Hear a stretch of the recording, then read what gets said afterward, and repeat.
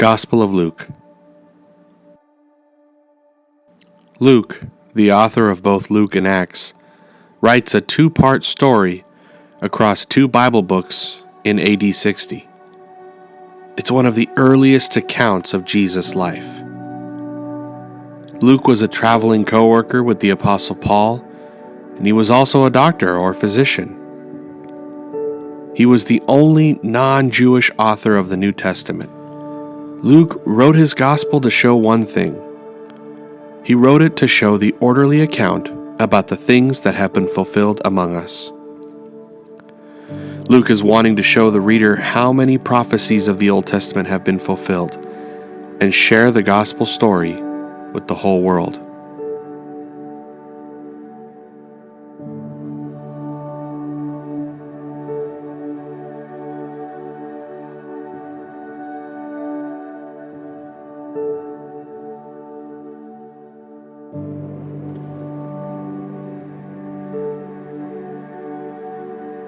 He does so in the most comprehensive and detailed book of the four Gospels.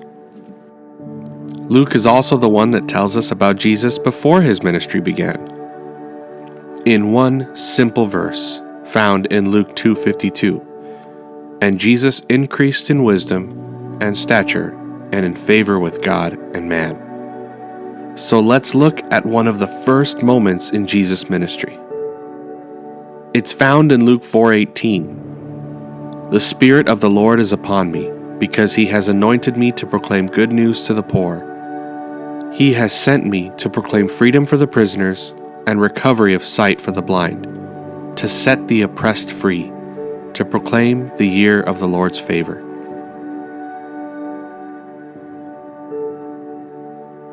This passage is also found in Isaiah 61, 1-2. We're going to start with the word freedom. He has sent me to proclaim freedom for the prisoners. Freedom, or in its Greek word aphesis, literally translates release.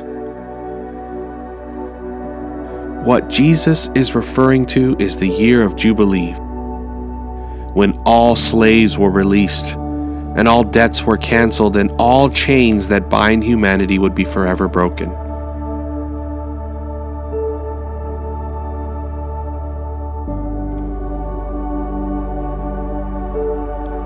It's Jesus reminding everyone of God's justice, mercy, and grace. Jesus also specifically mentions the poor. In Hebrew, it's the word ani. He's referring not just to the literal poor financially, but it encompasses people from low social status or outsiders from different ethnic groups. It even encompasses people whose poor choices in life have placed them on the outside of religious circles. In the following chapters of Luke, Jesus begins to show us what good news for the poor looks like. He heals a bedridden woman and a man with leprosy. He makes a lame man walk again. Then Jesus welcomes into his group a social outsider named Levi, who was also Matthew, who wrote the first gospel. And then Jesus forgives a prostitute. Luke is taking the time to show us that Jesus is all about healing and restoration and inviting the outsiders into God's kingdom. We spend so much of our lives welcoming the people we think belong. Jesus spent time welcoming the ones who belonged all along. As you spend time in prayer this week, remember the ones who don't belong. Pray for the poor, or the ani. Luke displays throughout his book that Jesus spent more time with sinners than he did with saints. Remember the story of the missionary who was asked to speak at a church? He traveled far from overseas and came back to the United States. He decided to conduct a social experiment. He disguised himself as a poor beggar outside the church. As the members of the church filled in, not one stopped to ask the missionary if he needed help. It was later revealed to the congregation what had happened. I'm sure they all felt embarrassed or ashamed. As you read through the book of Luke these upcoming weeks, look for the people Jesus spent time with. Look for the least of these.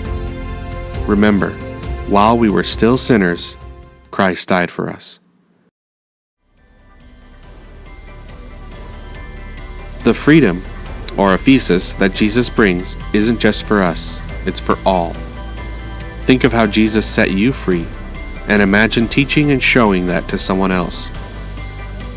How much peace would be brought in the world if we were all to live like Jesus?